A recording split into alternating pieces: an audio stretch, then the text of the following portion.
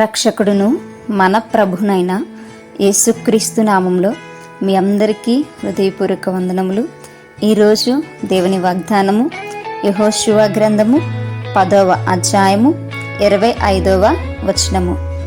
అప్పుడు యెహోషువ వారితో, మీరు భయపడుకుడి, జడియకుడి, దృఢత్వము వహించి ధైర్యంగా నుండుడి. మీరు ఎవరితో యుద్ధము చేయుదురో ఆ శత్రువులందరికీ యెహోవా వీరికి చేసినట్టు చేయుననెను. హల్లెలూయా. ఇక్కడ మరి యెహోషువ ఇశ్రాయేలులందరినీ కూడా బలపరుస్తున్నట్టుగా మనం చూస్తుంటాం. అప్పుడే గొప్ప యుద్ధమును దేవుడు వారి పక్షాన జరిగించాడు. మరి అక్కడ జరిగినటువంటి విషయానికి మరి యెహోషువ ఇశ్రాయేలుతో మాట్లాడుతున్నాడు. మరి మనము ధైర్యంగా ఉండాలి అని చెప్తున్నాడు, జడియుకుడి అని చెప్తున్నాడు. నిజమే కదా, మనము భయపడకుండా ఉండాలి. ఎందుకనంటే దేవుడు మన పక్షాన ఉన్నాడు కనుక. అలనాడు ఇశ్రాయేలు పక్షాన ఉన్నటువంటి దేవుడు ఈరోజు మన పక్షాన కూడా ఆయన ఉన్నాడు కనుక మనం భయపడకూడదు. దేనికి కూడా, దుర్వార్తకు కూడా మనము జడేయకుండా ఉండాలి. ఎందుకంటే మన పక్షాన ఉన్న దేవుడు నిజమైనటువంటి దేవుడు, మనతో ఉన్నటువంటి దేవుడు గొప్ప దేవుడు.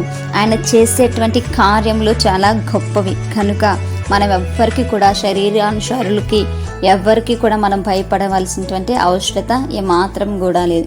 మనల్ని ఏదైనా చేసేస్తారేమో, మనల్ని చంపేస్తారేమో, లేదా మన పైన దూషణ మాటలల్లా పలుకుతూ ఉన్నారేమో, మనము నీతిగా ఉన్నప్పటికీ, న్యాయముగా ఉన్నప్పటికీ దేవుణ్ణి వెంబడిస్తున్నామనే కారణం చేత మనం ఏదైనా చేయడానికి సిద్ధపడ్డారేమో. ఎవరు ఏది చేసినా దేవుడైతే మన పక్షాన ఉండేటువంటి దేవుడు. మనం భయపడకుండా ధైర్యమును వహించి దృఢముగా, బలముగా మనము ముందుకు కొనసాగాలని దేవుని యొక్క వాక్య భాగం సెలవిస్తుంది. ఈరోజు అనేక దేశాల్లో, అనేక చోట్ల మనం పరిస్థితులను చూస్తూనే ఉన్నాం. క్రైస్తవుడు అనే కారణం చేత అవమానం, క్రైస్తవులు అనే కారణం చేత మరి చంపేస్తున్నారు, క్రైస్తవులు అనే కారణం చేత హింసిస్తూ ఉన్నారు. ఇవి మనం చూస్తున్నాం. మరి అయితే దేవుని యొక్క వాక్య భాగం సెలవిస్తుంది, మీరు దృఢత్వం వహించి ధైర్యంగా ఉండుడి, వారికి ఏమి కూడా భయపడకుడి. ఎందుకంటే వారు శరీరాన్ని చంపడానికే ప్రయత్నిస్తుంటారు, కానీ ఈ యొక్క ఆత్మను వారెవ్వరు కూడా చంపలేరు కదండి. ఈ యొక్క ఆత్మ ఎక్కడికి వెళ్ళాలంటే దేవుని వద్దకు వెళ్తుంది.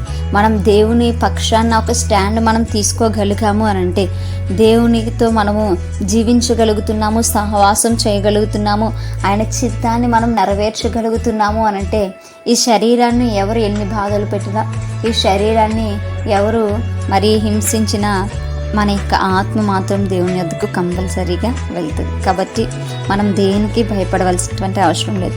మన శత్రువు అయినటువంటి అపవాది మరి ఎన్ని ప్రయత్నాలు చేసినా సరే వాడు ఖచ్చితంగా ఒకనొక రోజున ఓడిపోవలసిందే. ఎందుకనంటే యుద్ధము దేవుడిని, యుద్ధము దేవుడు చేసినప్పుడు జయము కూడా దేవుడే మనకి అనుగ్రహిస్తాడు. కాబట్టి మన యొక్క అపవాది మన యొక్క శత్రువు, మన యొక్క శరీరం మన యొక్క శత్రువు, మనకి ఏవైతే బలహీనతలు ఉన్నాయో అవన్నీ కూడా మన శత్రువులే కనుక వాటిని మనం జయించాలి అని అంటే మనం వాటికి భయపడకుండా, మనం ధైర్యం కలిగి దేవునిలో నమ్మకంగా ఉన్నప్పుడు మనం ఖచ్చితంగా వాటిని జయిస్తాం. అటువంటి కృప దేవుడు మనందరికీ కూడా దయచేయును గాక. మేము ప్రార్థించుతాం. పరిశుద్ధుడా, మహాగణుడా, గొప్పవాడా, యేసయ్యా మీకు స్తోత్రాలు. ప్రభా, మీరేనైనా మమ్మల్ని నడిపించండి అయా. దుర్వార్తకు చెడయకుండా అయా, నా తన శత్రువులకు భయపడకుండా ఉండినట్లు సహాయం దయచండి ప్రభా. అయా నా తండ్రి నాయన, మేము నాయన అపవాదిని గెలుచుటకును అయా సహాయం దయచేయమని, జయించేటువంటి బిడ్డలుగా ఉండుటకును సహాయం దయచేయండి. ఈ యొక్క వాక్యంలో ఎల్లప్పుడూ ఎదుగుటకును మాకు నేర్పించమని, ఈ యొక్క ప్రార్థన దయచేసి మీ పాదస్థానికి చేర్చుకోమని యేసయ్య అతి పరిశుద్ధ నామంలో అతి మిక్కిలి వినయముగా బ్రతిమలాడి వేడుకుని పొందించిన మా ప్రియ పరలోకపు మా కన్న తండ్రి. Amen. Praise the Lord everyone. May God bless you all.